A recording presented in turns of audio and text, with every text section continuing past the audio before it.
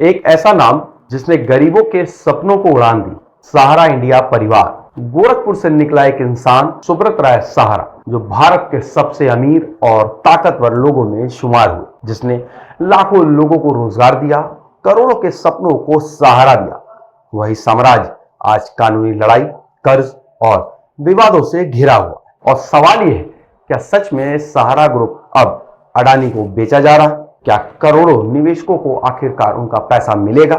आइए जानते हैं सहारा बनाम सेबी की वो कहानी जिसने हिंदुस्तान की फाइनेंस की दुनिया को हिला दिया। और सुब्रत राय कौन है, पहले इनके ऊपर फोकस करते हैं। सुब्रत राय का जन्म 10 जून 1948 को अररिया, बिहार में हुआ, लेकिन उनका लालन पोषण गोरखपुर, उत्तर प्रदेश में हुआ।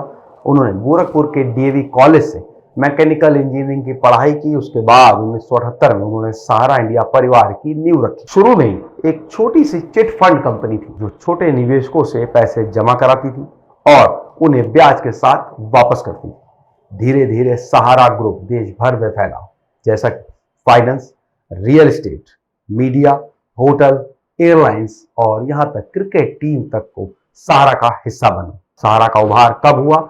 1990 के दशक में सहारा देश के छोटे कस्बे तक पहुंच गया। सहारा के पास लगभग 1.2 करोड़ निवेशक और 10 लाख से अधिक कर्मचारी रहे। वहां के कर्मचारी खुद को सहारा परिवार कहते थे। लखनऊ में उनका विशाल हेडक्वार्टर, जो सहारा शहर के नाम से जाना जाता है, आज भी मौजूद है। 170 एकड़ में फैला यह टाउनशिप जैसे एक मिनी सिटी है। सहारा ने सहारा टीवी, सहारा एयरलाइंस, जो कि बाद में जेट एयरवेज ने खरीद लिया, और Sahara India Real Estate Corporation Limited, जो SIR-ECL जैसी कंपनियां शुरू की गई। लेकिन सबसे बड़ा सवाल यह है कि क्या इसमें सेबी का मामला भी है? 2008 से 2011 के बीच सहारा की 2 कंपनियां थी, सहारा इंडिया रियल एस्टेट कॉर्पोरेशन और सहारा हाउसिंग इन्वेस्टमेंट कॉर्पोरेशन लिमिटेड।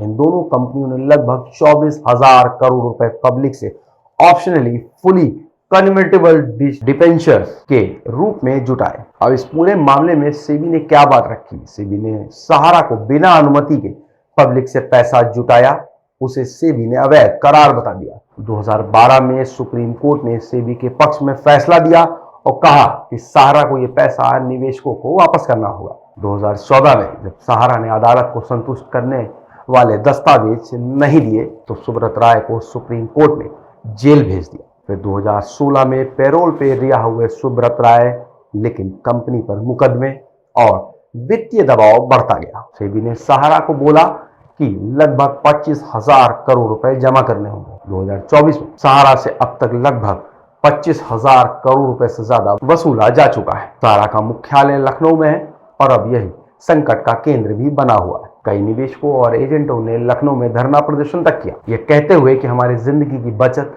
सहारा में फंसी है।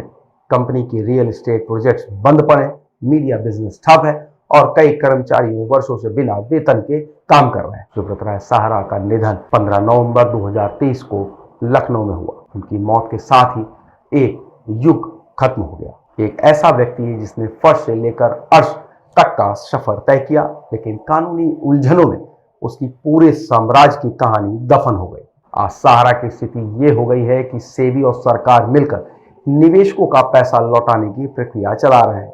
2023 में सहारा रिफंड पोर्टल लॉन्च किया ताकि पीड़ित निवेशक सीधे पैसा मांग सकें। सितंबर 2025 में सूत्रों के मुताबिक सहारा इंडिया कमर्शियल कॉर्पोरेशन लिमिटेड यानी SICCL ने अडानी प्रॉपर्टीज प्राइवेट लिमिटेड के साथ टर्म शीट दाखिल की है। इसमें एमबी वैली, सहारा स्टार होटल मुंबई, सहारा सिटी लखनऊ जैसी संपत्तियां शामिल हैं। डील सुप्रीम कोर्ट की मंजूरी पर निर्भर है।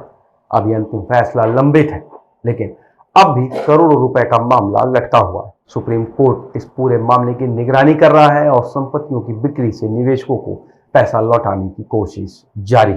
लखनऊ नगर निगम की टीम 5 ताले और 5 जंजीर अपने साथ लेकर सहारा शहर पर कब्जा जमाने पहुंची। वहां के लोगों ने त्योहार का हवाला दिया और बोले कि हम लोग 3 दिन बाद इसे खाली करेंगे। बता दें कि नगर निगम ने सहारा इंडिया से 170 एकड़ भूमि वापस ली है। नगर निगम इसे सहारा इंडिया को लीज रेंट पर 30 साल के लिए दिया था। नगर आयुक्त गौरव ने बताया कि साल 1994 में नगर निगम ने आवासीय योजना डेवलप करने के लिए सहारा इंडिया हाउसिंग लिमिटेड को यह जमीन दी थी। इसमें आवासीय प्लॉट और मकान बनाकर कॉलोनी विकसित करनी थी। लेकिन कंपनी ने शर्तों का उल्लंघन किया। इसके बाद साल 1997 में लाइसेंस डीड निरस्त करने का नोटिस भी जारी किया गया था। अब ऐसे समय लीज का समय पूरा होते ही नगर निगम अपनी जमीन वापस लेने पहुंचा है। तो ये थी सुब्रत राय सहारा की कहानी। इस वीडियो को लाइक करें, शेयर करें और चैनल को सब्सक्राइब नहीं किया हो तो आज ही करें। मिलेंगे एक नए वीडियो के साथ। नमस्कार।